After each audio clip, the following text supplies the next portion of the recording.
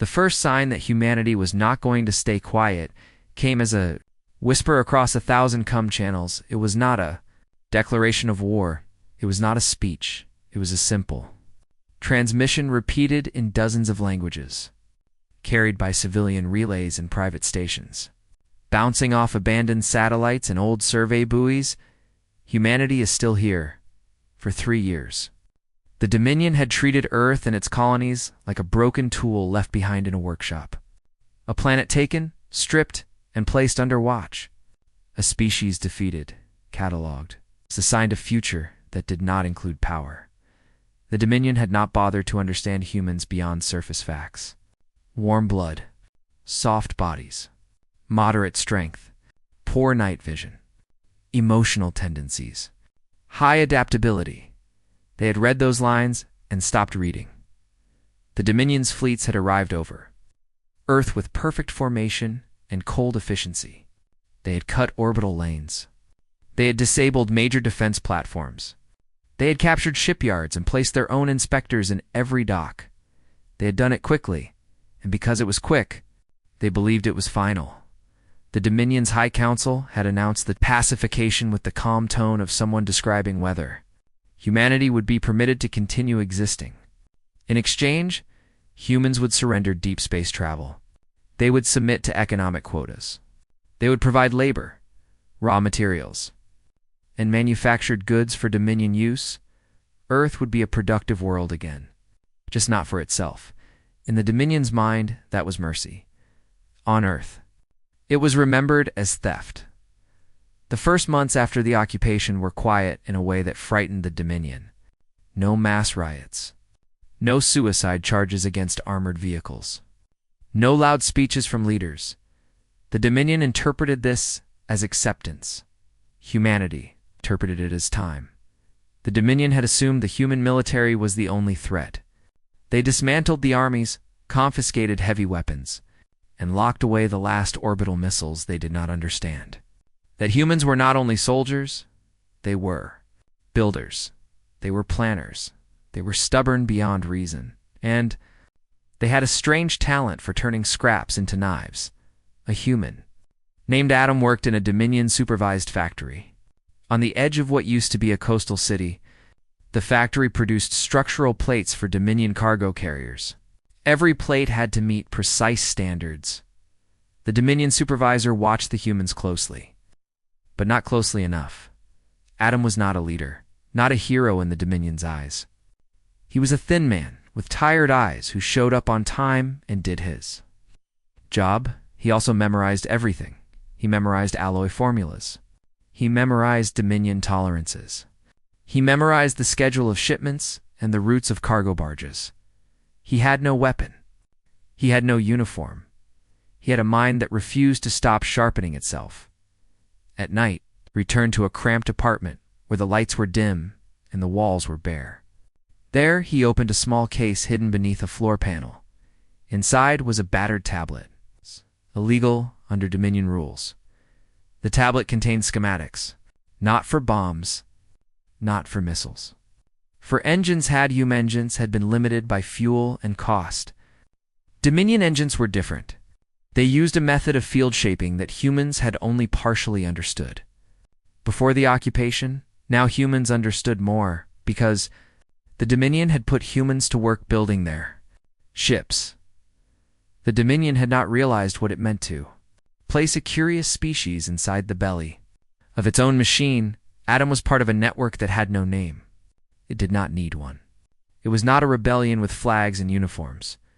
It was a shared agreement between thousands of people who had never met. Learn, hide, prepare in another city.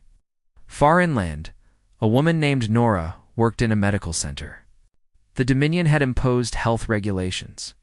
Humans were required to undergo regular screenings. Nora was required to report any unusual human conditions to Dominion science teams. She reported nothing. Instead, she quietly collected data about Dominion biology. The Dominion species were tall and rigid with thick-plated skin and slow wound healing. They had strong bones but brittle joints. Their strength came from armor. Their weakness came from inflexibility, Nora sent her notes through coded channels. Disguised as supply requests and patient logs, every human who contributed did so. Knowing the risk, the Dominion punished sabotage harshly. But humans had learned something else. The Dominion did not understand human deception. The Dominion believed lies were crude. Dominion culture valued directness. Dominion officials assumed truth could be extracted with enough authority. Humans had been lying to each other for thousands of years. Not always for cruelty, sometimes for survival, they had refined. The Dominion did not see the knife. Because the knife was hidden behind a smile, the strike back did not begin at Earth. That was the second mistake the Dominion made. They believed humans were trapped. They believed Earth was the center of human power. But humanity had colonies beyond Earth. Small mining outposts and research stations that had been too distant for the Dominion to fully control. The Dominion had sent patrols. But patrols were predictable. Humans were not. In the outer system, the drifting rock of ice and metal had once been a mining site. The Dominion had abandoned it after extracting what they wanted. They left behind equipment, broken habitats, and a few warning beacons. It looked dead. It was not. Inside the hollowed rock, a group of humans lived in silence. They called the place Haven, not because it was safe, but because it was theirs. A man named Miles stood in a narrow corridor lit by emergency strips. He was broad-shouldered, with grease on his hands and scars on his knuckles. He looked like a mechanic because he was one. He was also the closest thing Haven had to a commander in front of him. A group of engineers and pilots gathered around a crude holo display. The display showed a Dominion supply route. The Dominion moved resources with arrogant regularity. They had never faced an enemy that could reach into there. Logistics. Miles tapped the route with a finger. This convoy, a woman named Lena, frowned. She was the best pilot in Haven, not because she had the most experience, but because she had the least fear. They will have escorts. Miles nodded. We are not fighting the escorts. We are stealing the fuel. Someone laughed. Nervously, stealing fuel from the Dominion was like stealing blood from a giant. It was also exactly what humans needed. Haven's ships were not warships. They were patched cargo haulers and modified mining skiffs. Their weapons were improvised. Their armor was layered scrap, but their engines were different. Humans had taken Dominion field-shaping theory and made it ugly. They could not replicate the elegance, but they could replicate the effect. They built drives that could burn hard for a short time, fast, violent, unstable, perfect for ambush. The convoy arrived on schedule. A line of Dominion freighters escorted by 2 patrol cutters. The Dominion ships glided through space with smooth certainty. Their sensors swept the darkness. They saw nothing, because Haven had learned how to hide. The ambush began with silence. A mining skiff drifted into the convoy's path, broadcasting a distress signal. The signal was crude, full of static. The kind of thing a damaged civilian craft might send. The Dominion escort cutter moved to investigate.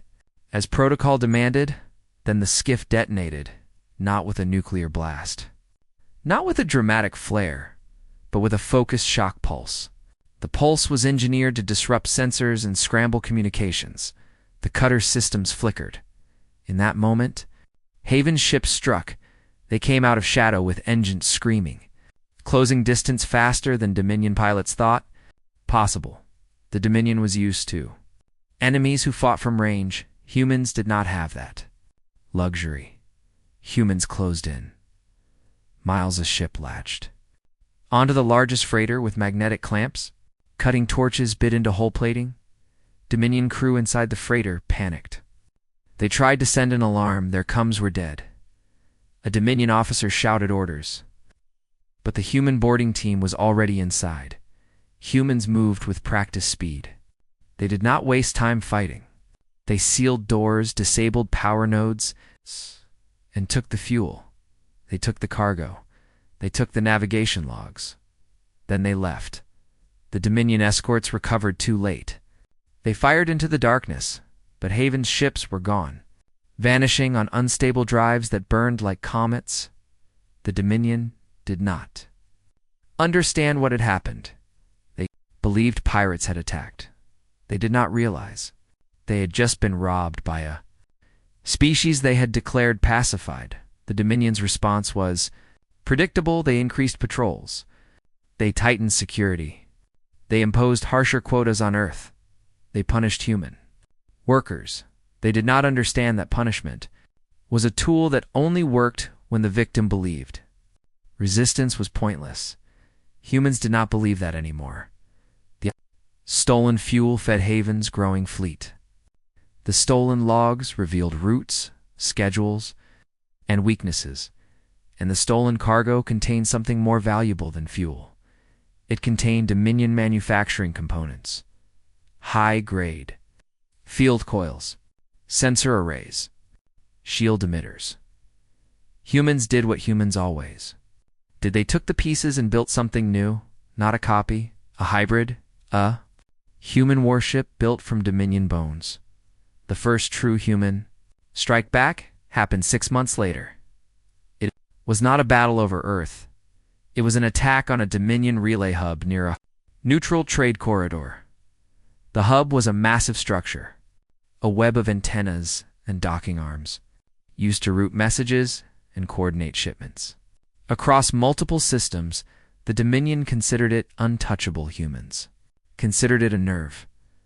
Miles watched the hub on the holo display as Haven's new ship drifted into position. The ship was C.